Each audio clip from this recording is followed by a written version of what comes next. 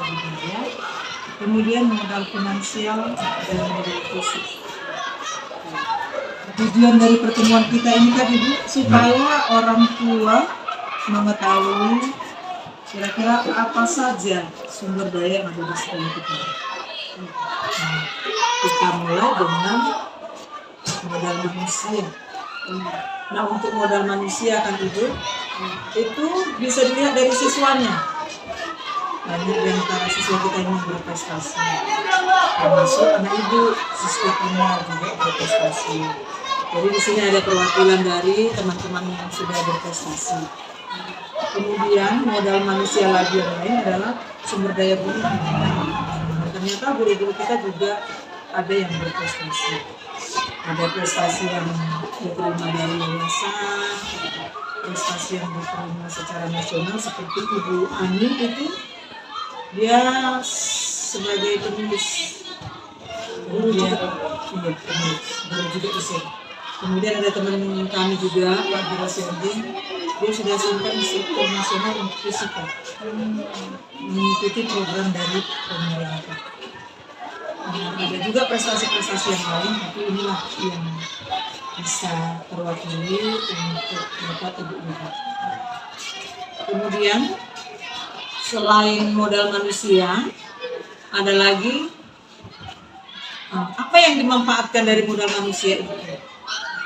Siswa yang memiliki prestasi, Bapak Ibu juga yang memiliki prestasi.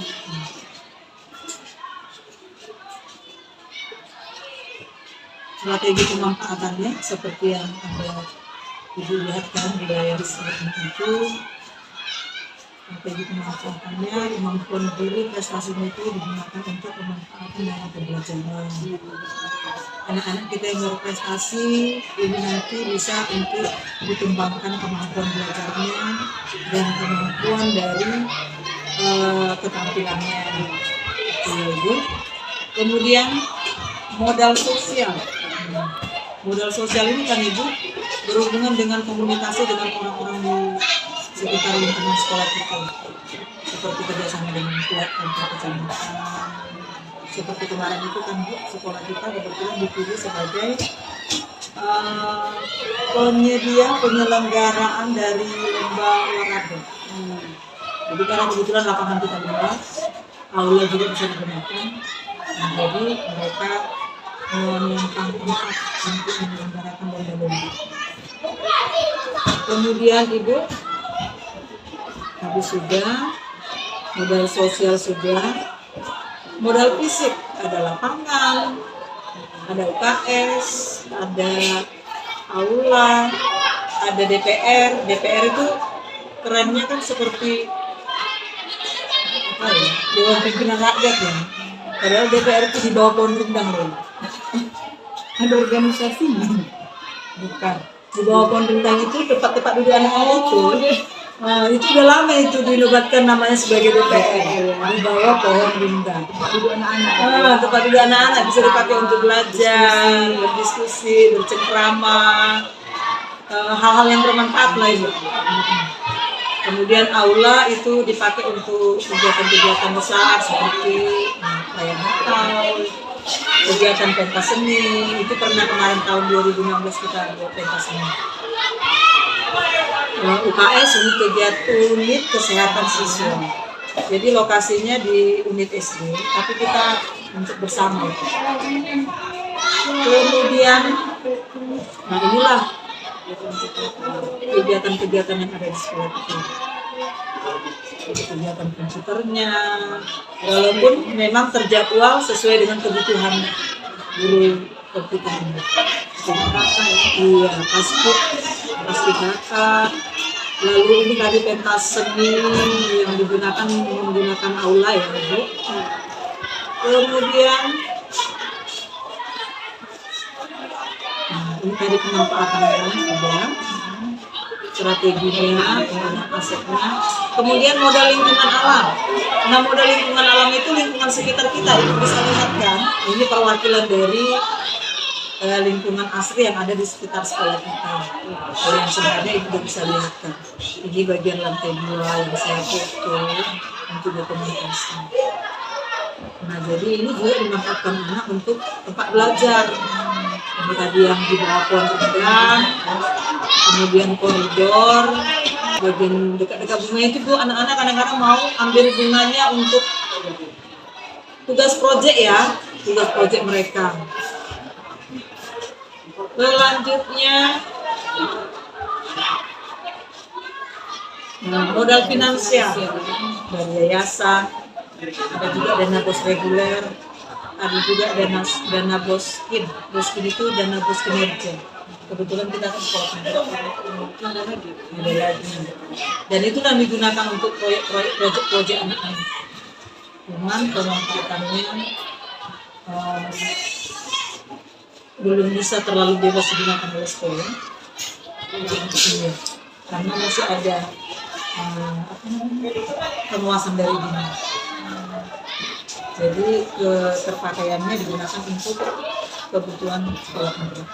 Berarti hanya di kelas 10. Lalu udah mulai itu Bu ya? Gimana itu? Udah mulai itu sama proyek-proyek.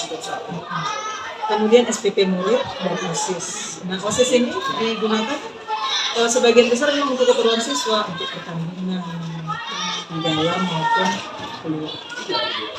Oke, Ibu, selanjutnya ini tadi kita ceritakan ya pemanfaatannya seperti apa.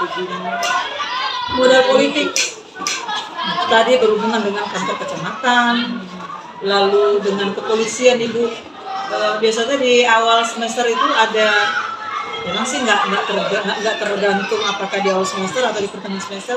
Kadang-kadang mau datang dari BNN untuk informasi kepada siswa mengenai penyalahgunaan itu ya, kemudian dengan puskesmas ya, kemarin di kelas 10 itu sudah mereka periksa gigi, periksa mata, telinga. Selanjutnya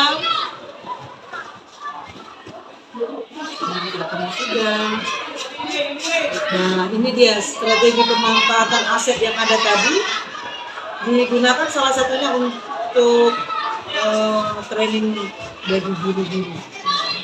Jadi dengan sumber dana itu sebagian dipakai untuk training guru.